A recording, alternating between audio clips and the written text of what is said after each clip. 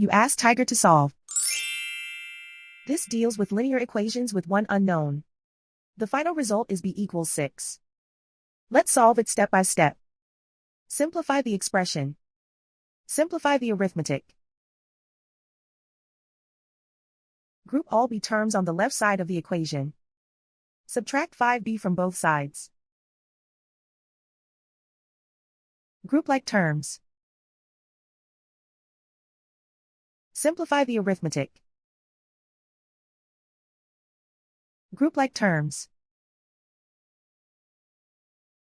Simplify the arithmetic.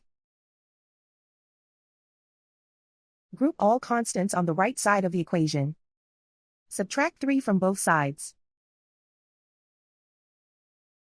Simplify the arithmetic.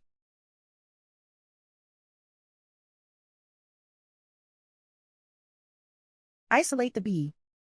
Divide both sides by 3. Simplify the fraction.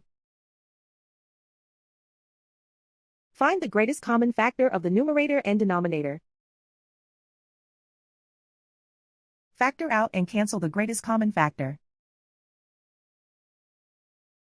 And so the final result is b equals 6.